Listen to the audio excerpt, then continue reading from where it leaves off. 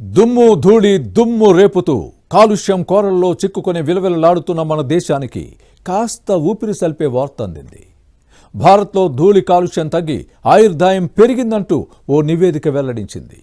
Chicago varsity energy policy institute తాజా సర్వేలో వెలుగు చూసిన విషయాలు కాస్త ఉపశమనం కలిగిస్తున్నాయంటున్నారు పర్యావరణవేత్తలు.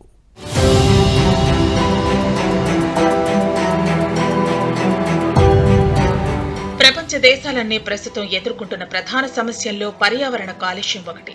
శిలాజ ఇంధనాల వినియోగంతో సహజ వాతావరణంలో మార్పులు జరిగి గాలి, భూమి, నీటి కాలుష్యం పెరిగిపోతోంది. పారిశ్రామికీకరణ ఫలితంగా భూతాపం ఎక్కువై పలు విపత్తులకు దారితీస్తోంది. ఈ పరిణామాలతో మనుషులతో పాటు జలచరాలు, వన్యప్రాణుల జీవనంపై మొత్తంగా పర్యావరణ వ్యవస్థపైనే ప్రతికూల ప్రభావం పడుతోంది. ఇక భారత్లోనూ కాలుష్యం తీవ్రస్థాయిలో ఉన్నట్లు గత కొద్ది సంవత్సరాలుగా వెలువడుతున్న సర్వేలు చెబుతున్నాయి. దుమ్ము, ధూళి మానవుల ఆరోగ్యంపై తీవ్ర ప్రభావం చూపుతోందన్న భయాందోళనలు వ్యక్తమయ్యాయి.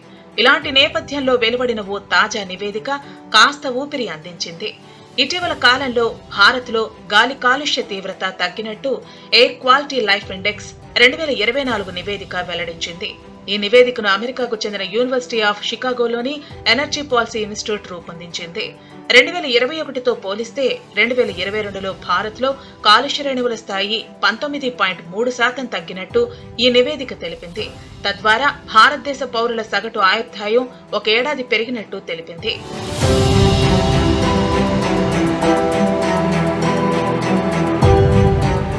ఈ నివేదిక ప్రకారం అత్యంత కాలుష్య దేశాల్లో బంగ్లాదేశ్ తొలి స్థానంలో నిలవగా భారత్ రెండో స్థానంలో ఉంది.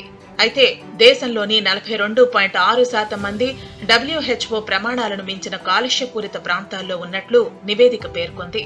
అయితే WHO నిబంధనల ప్రకారం క్యూబిక్ మీటరుకు 5 మైక్రోగ్రాముల వార్షిక PM 2.5 ప్రమాణాన్ని అందుకోవడంలో విఫలమైతే 3.6 సంవత్సరాలు ఆయుష్ కోల్పోతారని కూడా హెచ్చరించింది. యూనివర్సిటీ ఆఫ్ షికాగోలోని ఎనర్జీ పాలసీ ఇన్స్టిట్యూట్ రూపొందించిన ఈ ఎయిర్ క్వాలిటీ లైఫ్ ఇండెక్స్ 2024 వార్షిక నివేదిక ప్రకారం అనుకూల వాతావరణం కారణంగా భారత్తో పాటు దక్షిణాసియా దేశాల్లో సూక్ష్మ ధూళి కణాల స్థాయిలు క్షీణించడంతో పాటు ఉష్ణ విలోమాలు తగ్గినట్లు తేలింది.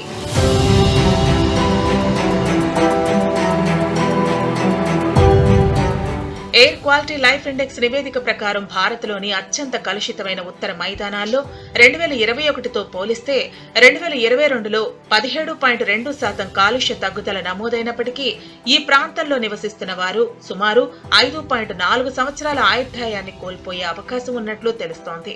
మరోవైపు ధూళి కణాల కాలుష్యం స్థాయిల క్షీణత ఇలాగే కొనసాగితే రాబోయే సంవత్సరాల్లో ఇక్కడి వారి ఆయుర్దాయం 1.2 సంవత్సరాలు పెరుగుతుందని తేల్చింది.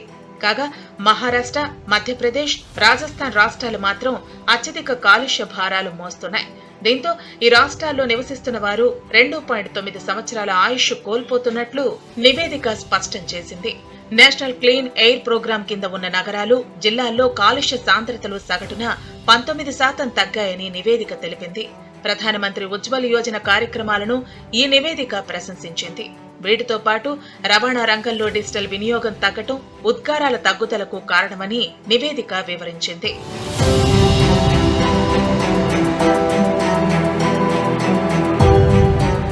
సాధారణంగా గాలిలో ధూళి కణాలను 2 రకాలుగా నమోదు చేస్తారు. మొదటిది PM 2.5 రేణువులు. ఇది వాతావరణంలో కంటికి కనిపించిన అతి సూక్ష్మమైన ధూళి కణం. ఇది ప్రమాదకరమైనది.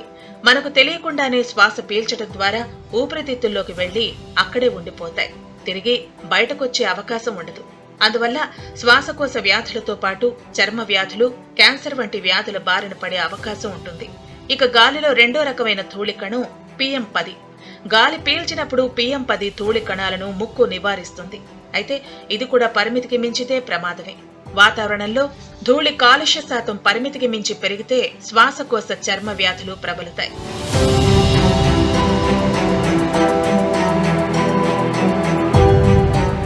ఇక తాజా నివేదికల ప్రకారం భారత్లో 2021తో పోల్చితే 2022లో PM 2.5 సాంద్రతలు క్యూబిక్ మీటరుకు దాదాపు 9 మైక్రోగ్రాములు తక్కువగా ఉన్నట్లు నివేదిక తెలిపింది. పశ్చిమ బెంగాల్లోని పురూలియా, బంకూరా జిల్లాల్లో కాలుష్య తీవ్రత గణనీయంగా తగ్గినట్లు నివేదిక స్పష్టం చేసింది. వీటిలో PM 2.5 సాంద్రత క్యూబిక్ మీటరుకు 20 మైక్రోగ్రాములు తగ్గింది. అయితే కాలుష్యం తగ్గుముఖం పట్టినప్పటికీ 42.6% మంది ప్రజలు జాతీయ వాయు నాణ్యత ప్రమాణమైన క్యూబిక్ మీటరుకు 40 మైక్రోగ్రాముల కంటే ఎక్కువ ఉన్న ప్రాంతాల్లో నివసిస్తున్నట్లు నివేదిక తేల్చింది.